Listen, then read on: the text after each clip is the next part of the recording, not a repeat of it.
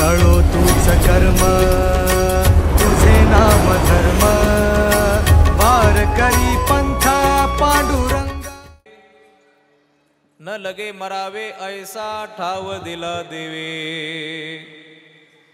माझ्या उपकारासाठी वागविला मौन कंठी घरी दिला ठाव अवघा सकळ ही वाव माझ्या उपकारासाठी वागविला मौन कंठी तुका म्हणे एके ठाई केले माझे तुझे नाही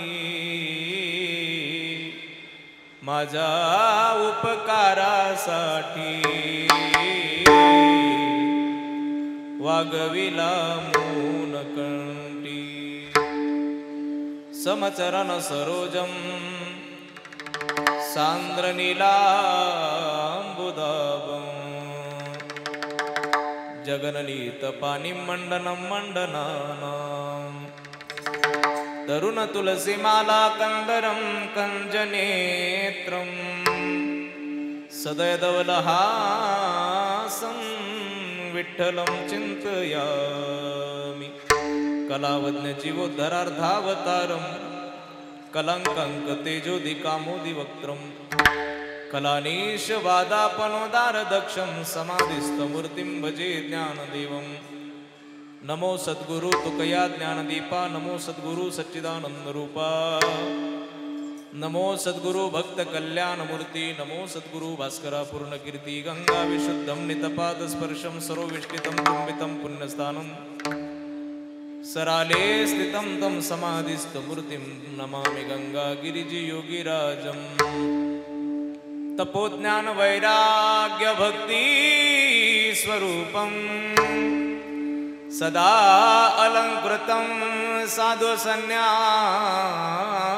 योगं मुखे यस्य वेदांत शास्त्रार्थ नितिं नमो नारायण गिरिजि ब्रह्मस्वरूपं गुरुर्ब्रह्मा गुरुर्विष्णु गुरुर्देव महेश्वर गुरु साक्षात् परब्रह्म तस्मै श्री गुरुवे नमः शुक्लं ब्रह्म विचारसार परमा माध्यम जगद्व्यापिनी वीणा पुस्तकधारिणी भयदां जाग्यंधकाराप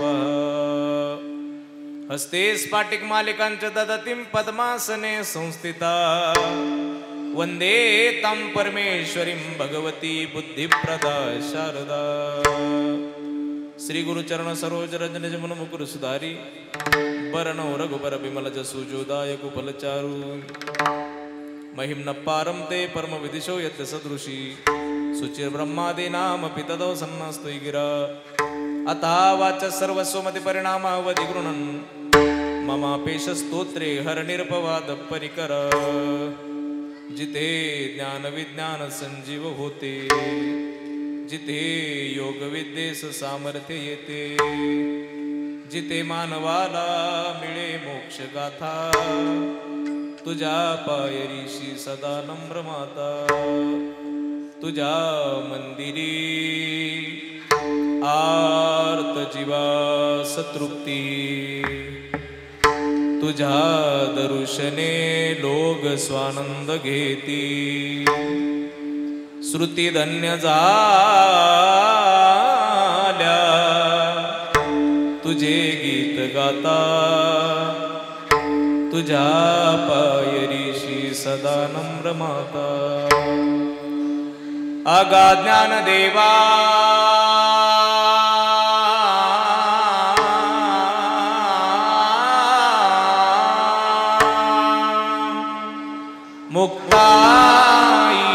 मुक्ताई परेशा तुझ्या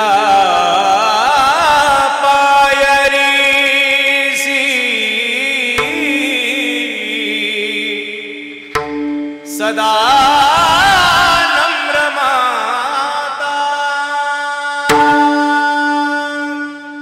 सामर्थ्याने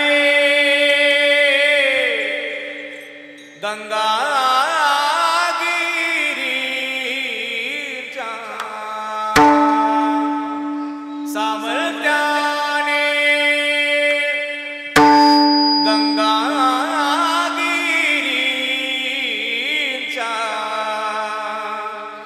संकट जाई मागा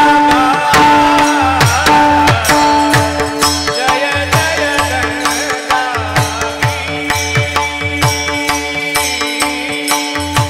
जय जय गंगागी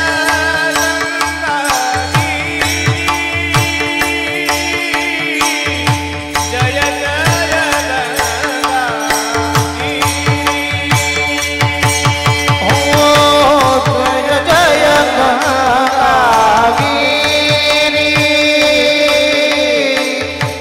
जय जय गंगागिरी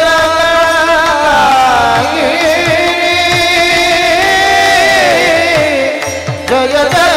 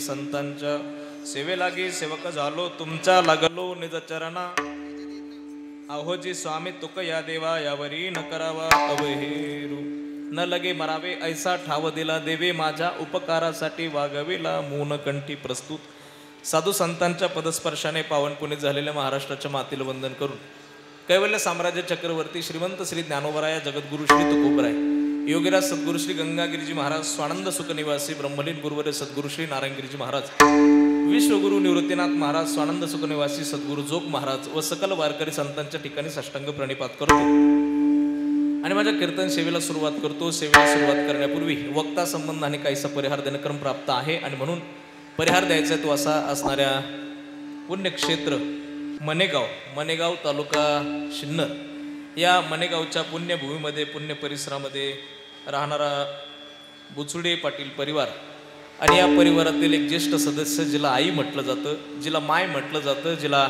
मायेचा सागर म्हटलं जातं अशी आई या बुचडे परिवाराची आज आपल्यातून जाऊन 1 वर्ष पूर्ण होतंय.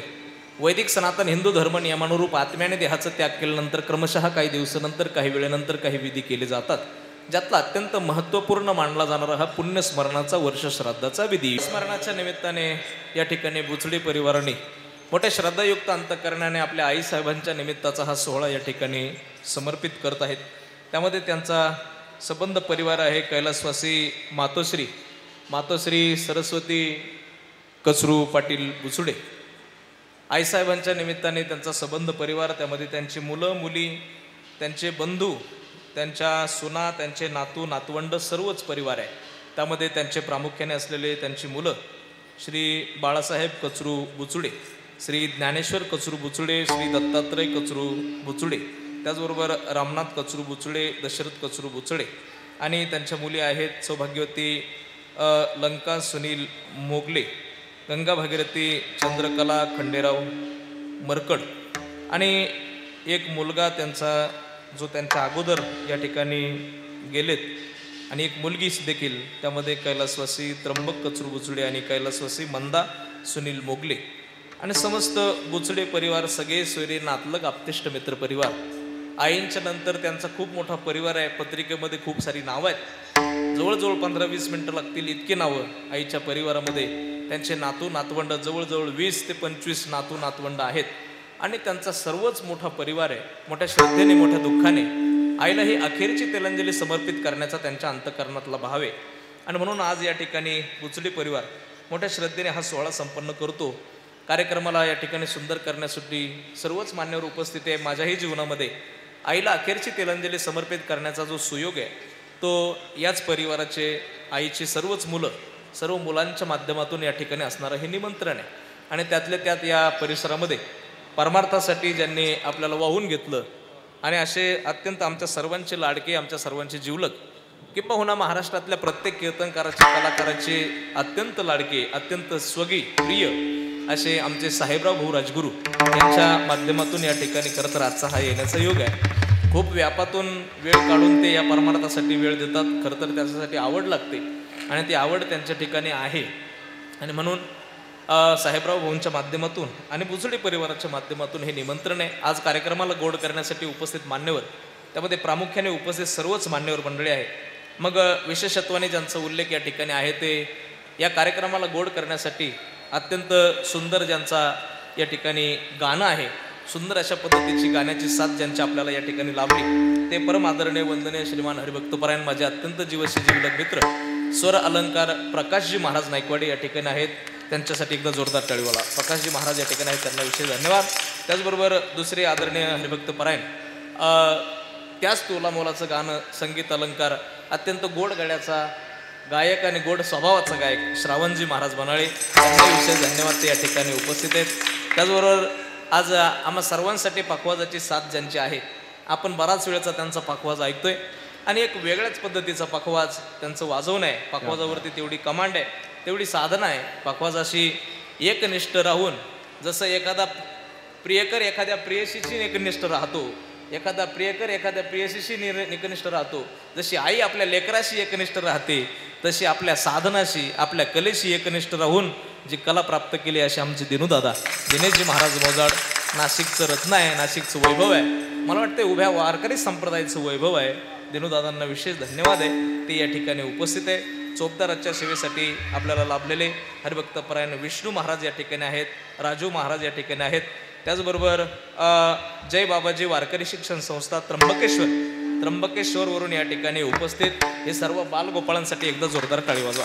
या सर्व वारकरी विद्यार्थ्यांच्या चरणावरती ज्ञानोबा तुकोबराय निवृत्तीनाथ समजून नतमस्तक होतो. आणि विण्याच्या सेवेसाठी आमचे उद्धवजी दादा आव्हाड ते या ठिकाणी आहेत. त्यांना विशेष धन्यवाद आहे.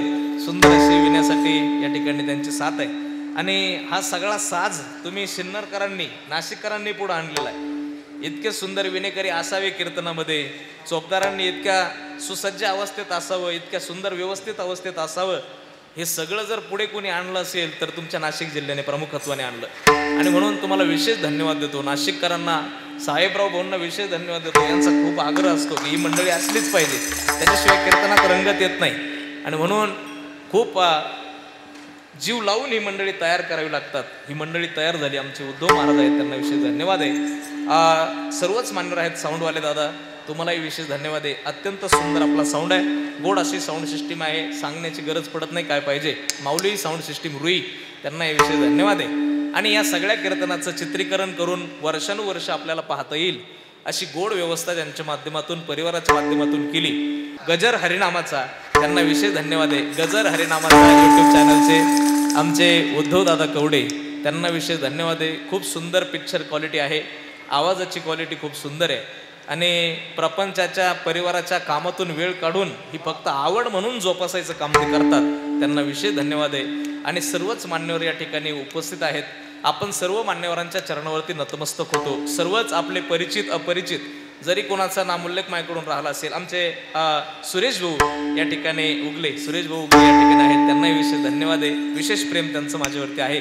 ते या ठिकाणी आवर्जून उपस्थित आहेत. सर्वच मान्यवर आहेत. आता कोणाचा नामोल्लेख माझ्याकडून होईल कोणाचं राहील तर माईबापाचं अंतःकरण करून माफ करा अशी आपल्या सर्वांच्या चरणावरती भावना व्यक्त करतो. आणि खात्रीशीर सांगून जातो मी तुमचं सगळ्यांचं नाव घेईल. फक्त प्रत्येकाला विनंती आहे प्रत्येकाने मला एक एक तारीख द्या म्हणजे नाव ध्यानात ठेवायला सोपं पडत. हा विनोद होता. विनोदाने घ्या विनोदाने सोडून द्या. परंतु आपल्या सर्वांच्या चरणावरती कोटी भावाने वंदन करतो कीर्तनाकडे वळतो. विठाला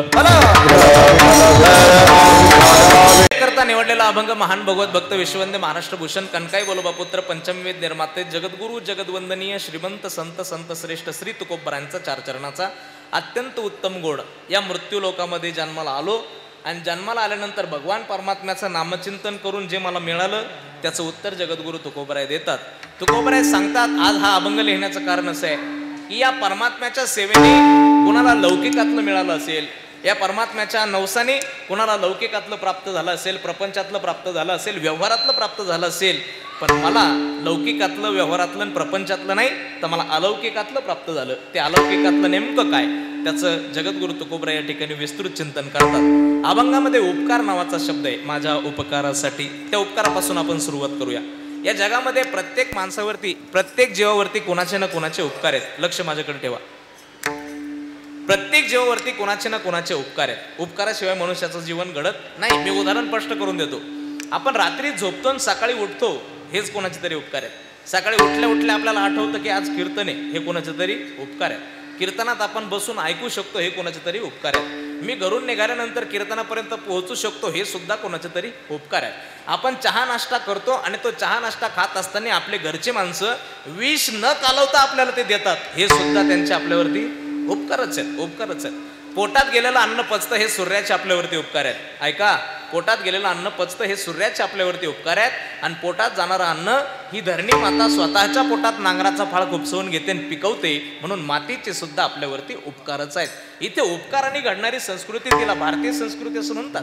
आणि आमची भारतीय संस्कृती इतकी धोरणी आहे, इतकी धोरणी आहे आणि इतकी कृतज्ञ आहे की आमची संस्कृती आम्हाला उपकारातून उत्तीर्ण व्हायला शिकवते, अपकार करायला शिकवत नाही. म्हणून पहा, इथे पावला पावलाला केल्या जाणाऱ्या उपकाराची परतफेड करत असताना आम्हाला सणवाराची योजना करून दिलेली आहे. बैलपोळा नावाचा सण आहे आपल्याकडे. बैलपोळा आहे की तुमच्याकडे शिन्नरला आहे ना?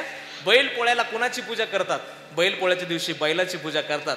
बैलाची पूजा करा असं कुठल्याच ग्रंथात लिहिलं नाही, पण आपण ते करतो. का करतो?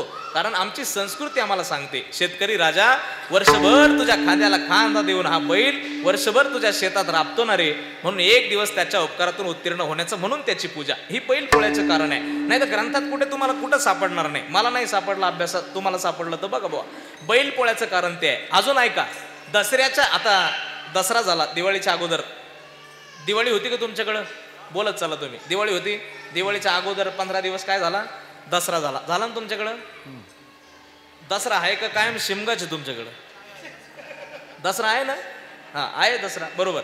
हा, दसऱ्याच्या दिवशी कशाची पूजा करतात हो? सोपं आहे. कशाची? अहो शस्त्राची पूजा करतात. शस्त्राची पूजा करतात. आम्ही शेतकरी मंडळी काय करतो?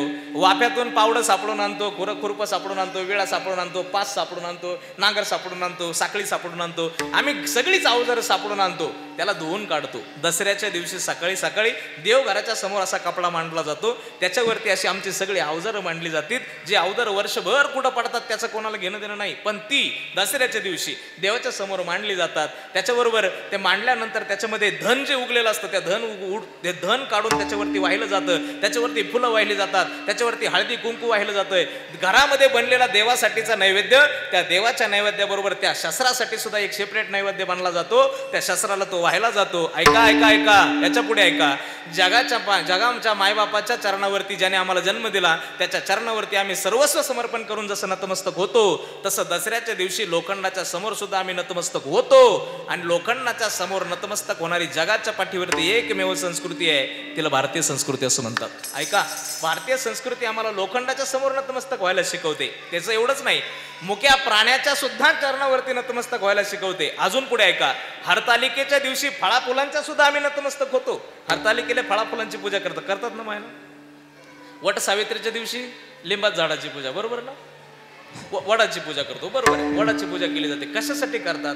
त्याच्या मागे रिझन, कारण वेगवेगळी जरूर असतील, पण तो वड 24 तास आम्हाला ऑक्सिजन देतो ना, म्हणून त्याची पूजा केली जाते. ऐका ऐका, इथे मुक्या प्राण्याच्या उपकारातून आम्ही उत्तीर्ण होतो, इथे फळा फुलांच्या उपकारातून आम्ही उत्तीर्ण होतो, इथे लोखंडाच्या सुद्धा उपकारातून आम्ही उत्तीर्ण होतो. आणि आमची संस्कृती आम्हाला शिकवते.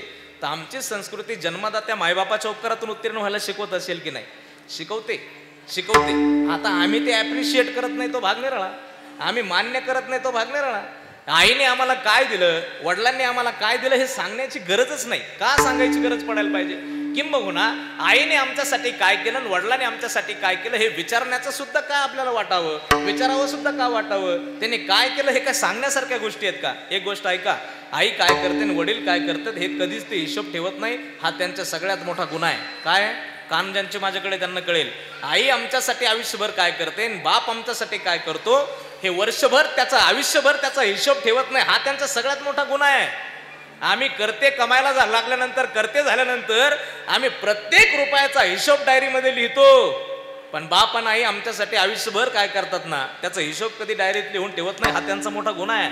नाही तर मग त्यांना सांगता आलं असतं. ज्या दिवशी पोरगा तोंडापुढे उभा राहून म्हणतो ना, ए म्हाताऱ्या तू माझ्यासाठी काय केलं, काय केलं तुम्ही आयुष्यभर माझ्यासाठी, त्या दिवशी आईला आणि बापाला सांगता येत नाही. त्याचं हे कारण आहे, कारण ते कधी हिशोब करून ठेवत नाही ठेवत. ही मोठी गुन्हा आहे त्यांचा. त्याने हिशोब करून ठेवला पाहिजे. त्याला सांगता आलं पाहिजे, भाऊ काय केलं तुझ्यासाठी, काय केलं तुझ्यासाठी सांगता आलं पाहिजे. तुला शाळेत पाठवण्यासाठी, तुला सहलीला पाठवण्यासाठी आई तर दिवसभर शेतात कामाला गेलीच गेली. पण शेतात कामाला जाण्यासाठी तिने सकाळी एका जणाच्या ठिकाणी भांडे घासले आणि संध्याकाळी एका ठिकाणी भांडे घासले होते. अरे तुझा बाप मी कधीच लोकांच्या घरी लाचार झालो नाही, पण तुझ्या शाळेची भरण्यासाठी पाटलाच्या दारात जाऊन हा डोक्यावरचा फेटा आजपर्यंत सन्मानाने वागवला होता. पण तुझ्या ऍडमिशनसाठी हा डोक्यावरचा फेटा काढून पाटलाच्या उमऱ्यावरती ठेवून हात जोडले होते. पाटील द्यावं माझ्या लेकरासाठी पैसे द्यावं, मा लेकरू शिकल तर मोठं होईल हो पाटील, द्यावं तुमच्या पाया पडतो. म्हणून हा फेटा, हा मान, हा सन्मान, माझ्या आयुष्याचा मान पाटलाच्या उमऱ्यावरती ठेवला होता. हे त्याला सांगता येत नाही. हा त्याचा सगळ्यात मोठा गुन्हा आहे. आईचा सगळ्यात मोठा गुन्हा आहे. तिला सांगता येत नाही, मी पीठ खाऊन तुला दूध निर्माण केलं रे राजा, सांगता येत नाही ना तिला. हा त्याचा मोठा गुन्हा आहे. आणि म्हणून आमच्या ठिकाणी आईचे वडिलाचे अनंत उपकार आहे. तिने बांधलं घरट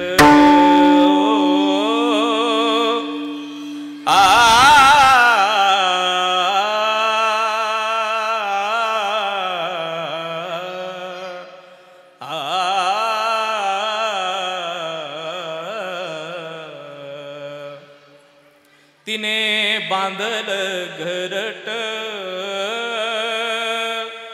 तिला विसावा निवारा, तिने बांधलं घरट, तिला विसावा निवारा. घेऊन या पंखाखाली तिने दिला मोती चारा, मोती चारा, मोती चारा. दूर उडाली पाखर रे राम. आयुष्यभर कावड कष्ट केलेले आई बापाने आमच्यासाठी काय केलं म्हणून विसरून ज्यावेळी पोरं त्यांच्यापासून लांब निघून जातात ना, तर अंतःकरण तिचं काय म्हणतं, दूर उडाली पाखर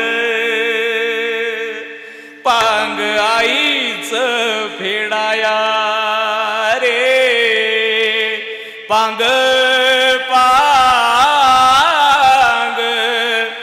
हे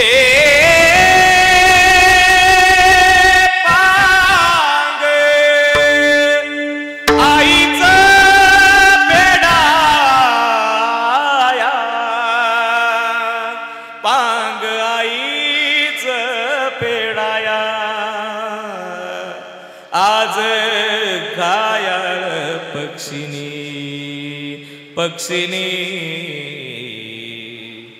जाई पिलाना भेटाया. आज गायाळ पक्षिनी, पक्षिनी जाई पिलाना भेटाया. माया मंदिर हालल लागे कळस फुटाया, फुटाया. माया माया मंदिर हालल लागे कळस फुटाया. आज घायाळ पक्षिनी, पक्षिनी जाई पिलाना भेटा. जीवन देते रे जीवन देते. जीवन देते पण शब्दात बोलून दाखवत नाही, हा तिचा गुन्हा, हाच तिचा गुन्हा, दुसरा गुन्हा नाही. आयुष्य देतो बाप पण बोलून दाखवत नाही, हा त्याचा गुन्हा. मग आयुष्यभर त्यांनी आमच्यासाठी जेवढं केलं त्याच्या बदल्यात एकच गोष्ट करायची राहते, मायबापांनो, ते आहे तोपर्यंत त्यांचा सांभाळ करायचा असतो. काय वाढवी महत्व वा वा. हो वडिलांचे, वाढवी महत्व वडिलांचे, वाढवी महत्व वडिलांचे, वाढवी महत्व. हो शांती रूपी नव्हे कोणाचा वाईट, वाढवी महत्व वडिलांचे, वाढवी महत्व वडिलांचे, वाढवी महत्व वडिलांचे. शांती रूपे नव्हे कोणाचा वाईट, वाढवी महत्व वडिलांचे, वाढवी महत्व वडिलांचे, वाढवी महत्व वडिलांचे,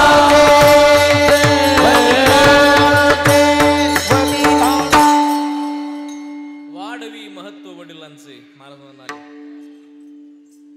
आमच्या ठिकाणी त्यांच्यासाठी काय करणं महत्वाचं आहे तोपर्यंत मान उंच करून त्यांना समाजात वागता यावं, आणि गेल्यानंतर सुद्धा त्यांना जाता जाता समाधानाने डोळे मिटता यावे, असं कर्तृत्व आमचं असावं. याच्यापेक्षा जास्त अपेक्षा त्यांच्या ठिकाणी नाही.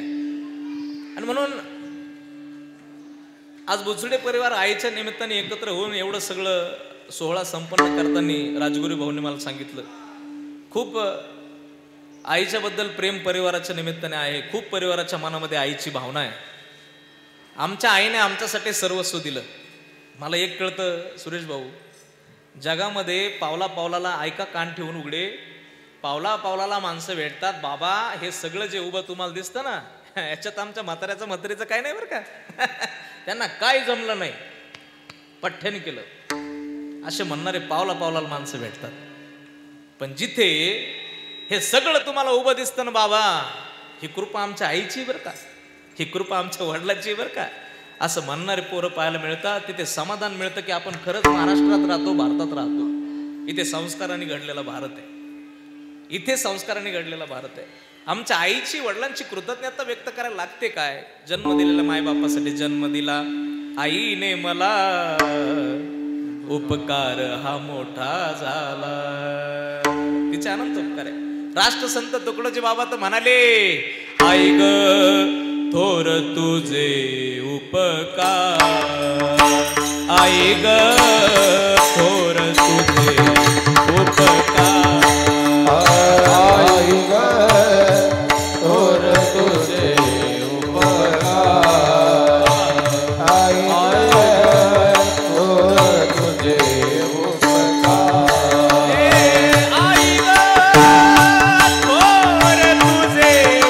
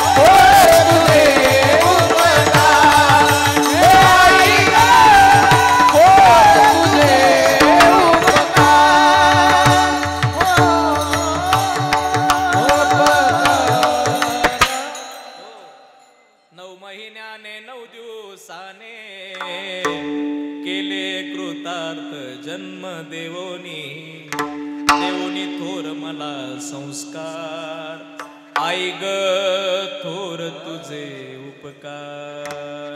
आई तू माझ्यावरती अनंत उपकार केले, हे तुकडोजी बाबाचे शब्द आहेत. मग मला असं वाटते ज्ञानोबराय म्हणतात, तुकोबराय म्हणतात, तुकडोजी बाबा म्हणतात, आधी करून संत मायबाप आई वडिलांच्या उपकाराची जाणीव ठेवून जर पुढे बोलत असतील तर आम्हाला काय करायला हरकत आहे. प्रकाश बाबा, एक गोष्ट मी सांगतो, आई वडील ते आमचे आई वडील आहेत, ते आम्हाला सांभाळतात म्हणून जर सेवा करावं वाटत नसेल तर करू नका. ऐकून जा बरं का, फार जबाबदारीने बोलतो, नारदाच्या गादीवरून बोलतो. एखाद्याला आई वडील आमचे आई वडील आहेत, त्यांनी जन्म दिला म्हणून त्यांची आम्ही सेवा करावी, ही कन्सेप्ट पटत नसेल तर अजिबात सेवा करू नका. पण त्यांची सेवा का करा तेही ऐकून जा. ते आई वडील आहेत जन्मदाते म्हणून त्यांची सेवा करावी वाटली नाही तर करू नका. पण आमच्या लहानपणात 10-15 वर्ष आम्हाला त्यांनी सांभाळलं ना, म्हणून शेवटच्या 10-5 वर्ष त्यांचा सांभाळ करा. आम्ही लहान होतो तेव्हा बारीक होतो ना. आई म्हणते बाबा हा लहान होता, याच्या तोंडात दात नव्हती, भूक लागली का रडायचा, तेव्हा आम्ही याचे दात झालो. रात्र रात्र झोपत नव्हता, अंथरून ओलं करायचा बाबा, तर आम्ही दोघंही नवरा बायको जागा राहून याची झोप झालो. बाबा शाळा कॉलेजात जायला लागला, शाळेला जायला लागला, तर आम्ही याच्या हाताखाली नोकर झालो. बाबा कॉलेजात गेला तर मला हेच कॉलेज पाहिजे, बाबा मला हीच गाडी पाहिजे, हट्ट धरायला लागला. परिस्थिती ऐपत नव्हती बाबा, पण काय सांगा, पोरासाठी आम्ही कर्जबाजारी सुद्धा झालो. बाबा याचं लग्न करून दिलं. पोराचा संसार, सुनेचा संसार चांगला व्हावा, आयुष्यभर लोकांशी भांडून प्रपंच उभा केला. पण सुनबाई घरात आल्यानंतर लेकाचा चांगला संसार पाहण्यासाठी बाबा आम्ही मुके झालो, बोलत नाही. एवढंच काय सांगावं बाबा, नातवाबरोबर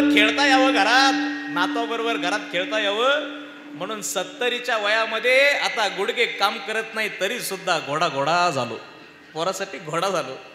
आता एकच इच्छा आहे बाबा, एकच, मरणाच्या तोंडाला एकच इच्छा आहे, आमच्या लेकराने आमच्या म्हातारपणाची काठी व्हावं, बाकी काही अपेक्षा नाही. अजून काय अपेक्षा करावं? एवढी सगळी त्याग करून, एवढ्या सगळ्या गोष्टीचा त्याग करून जर ते आमच्याकडून फक्त एवढी अपेक्षा करत असतील तर आम्ही करायला पाहिजे.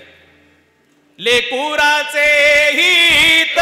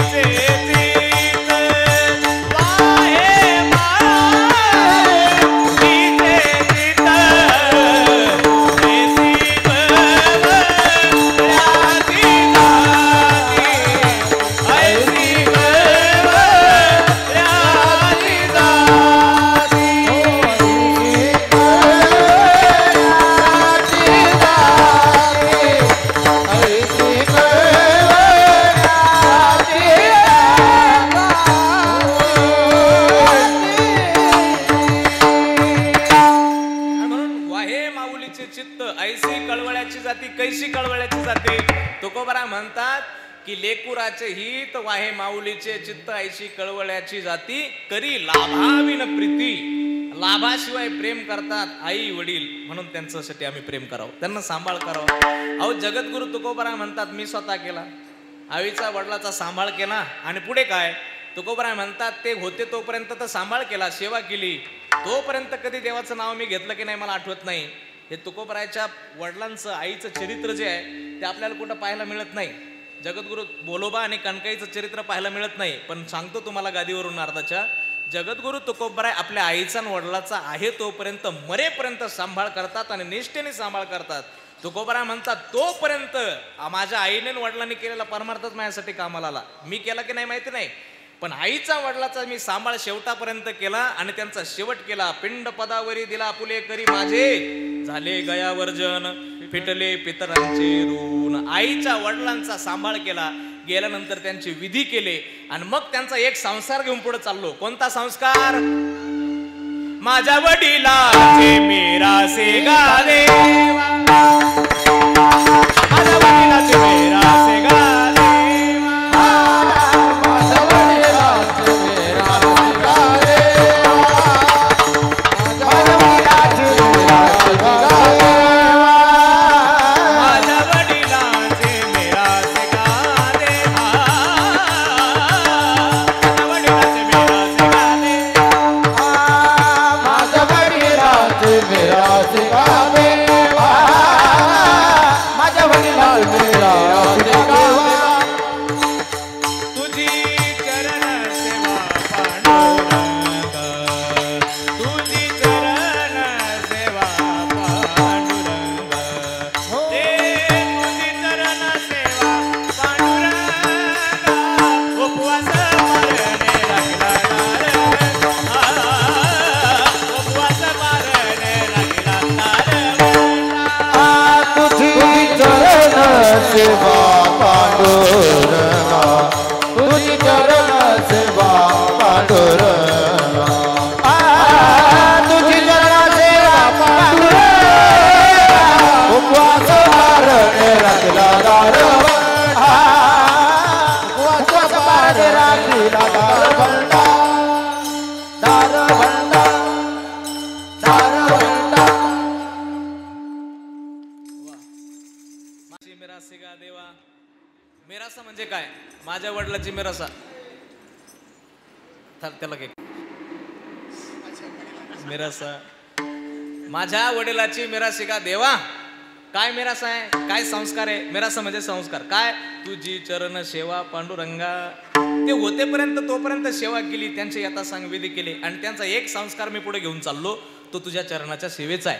मग आम्हाला सगळ्यांना ऐका, मी तुम्हा सर्वांना सांगतो, आमच्या सुद्धा आयुष्यामध्ये आमच्या आईला वडिलांना आम्हाला जर काही द्यायचं असेल गेल्यानंतर, तर त्यांचा एक चांगला संस्कार आम्ही पुढे चालवलं पाहिजे. एखाद्याचे वडील आयुष्यभर पंढरीची वारी करतात, पण परिवारामध्ये वारी करायला आता पुढच्या काळात कोणी नाही. पण वडील गेल्यानंतर आवर्जून तुम्हाला सांगून जातो, वडील गेल्यानंतर वेळेत वेळ काढून पंढरीनाथाची वारी करणं हेच त्यांच्या आत्म्याला खऱ्या अर्थाने श्रद्धांजली आहे, दुसरी श्रद्धांजली नाही. आमची आई माळकरी आहे, घरात कोणी माळकरी नसेल. आमची आई भजन चुकवत नाही, घरात कोणी भजनी नसेल. पण आई गेल्यानंतर भजनात आम्हाला काही नाही आलं तर चालेल, काही नाही आलं तरी चालेल, पण कमीत कमी गावात भजन चालू आहे तर त्या भजनात जाऊन बसणं, टाळ वाजवणं, हीच खरी आईला श्रद्धांजली असते. हा त्यांचा संस्कार पुढे चालवणं म्हणतात. याला म्हणतात संस्कार पुढे चालवणं, ही खरी अर्थाने श्रद्धांजली असते. आणि ते संस्कार मी पुढे चालवल्याचा परिणाम जगाच्या मालकाने मला, मी न मागता मला जे दिलं ना, ते अलौकिक आहे. ते काय आहे? अभंगाच्या पहिल्या चरणात